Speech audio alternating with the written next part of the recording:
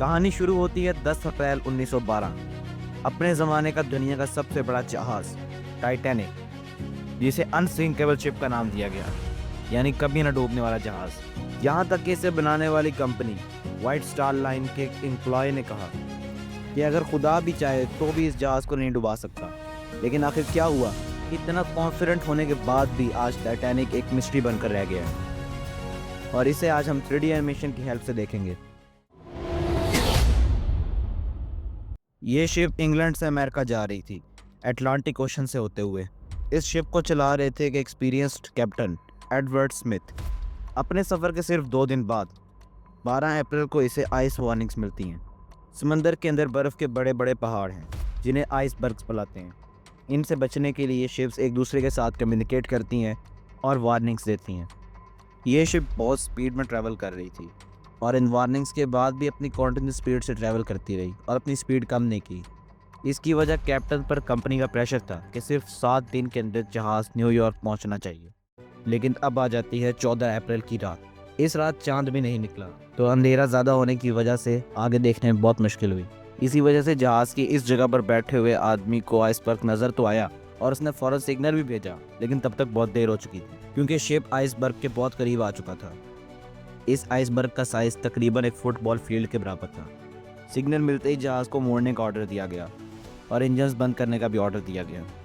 लेकिन शिप की स्पीड ज़्यादा होने की वजह से 11:40 पर शिप आइसबर्ग से टकरा जाता है। इसकी वजह से शिप का फ्रंट राइट साइड डैमेज हो जाता है और इसकी वजह से जहाज़ में पानी भरना शुरू हो जाता है और जहाज़ डूबना शुरू हो जाता है। अब क्या वजह थी कि इस शिप को अनसिंकेबल शिप कहा जा रहा था? इस शिप का सबसे बड़ा सेफ्टी फीचर ये था कि शिप की बॉडी के निचले पार्ट, जिसे हल बुलाते हैं, इसे 16 कंपार्टमेंट्स में डिवाइड किया गया था। अगर 4 कंपार्टमेंट्स में भी पानी भर गया तो भी जहाज़ तैरता रहेगा, लेकिन पानी भर गया 6 कंपार्टमेंट्स में, यानी डूबना कन्फर्म था। अब लोगों को बचाने के लिए दूसरे शिप्स को सिग्नल भेजे जाते हैं कि कहीं कोई शिप सिग्नल रिसीव करके बचाने आ जाए, और तकरीबन 20 मिनट बाद एक जहाज़ को सिग्नल मिलते हैं और वो इसको बचाने के लिए निकलता है।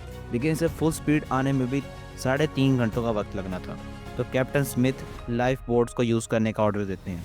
फिर लोगों को लाइफ बोट्स में उठाना शुरू कर दिया जाता है, स्पेशली औरतों और बच्चों को।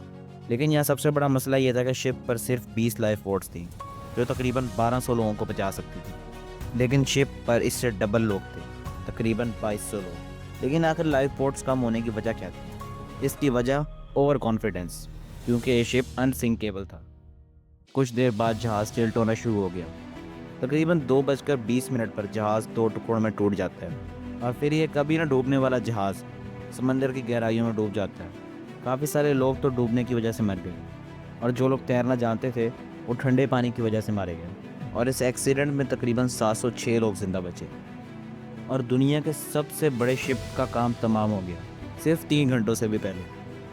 ऑलमोस्ट 73 ईयर्स के बाद इस शिप को समंदर में ढूंढ लिया गया, लेकिन इसकी कंडीशन इन्वायरमेंटल एक्शन की वजह से बहुत ख़राब हो चुकी थी, और ये रिपोर्ट किया गया कि साल 2030 तक ये शिप पूरी तरह गायब हो जाएगा। लास्ट वीडियो में मैंने 3D एनिमेशन की हेल्प से 9/11 अटैक को बहुत डिटेल में एक्सप्लेन किया है। यहाँ क्लिक करके वीडियो को लाजमी देखिएगा।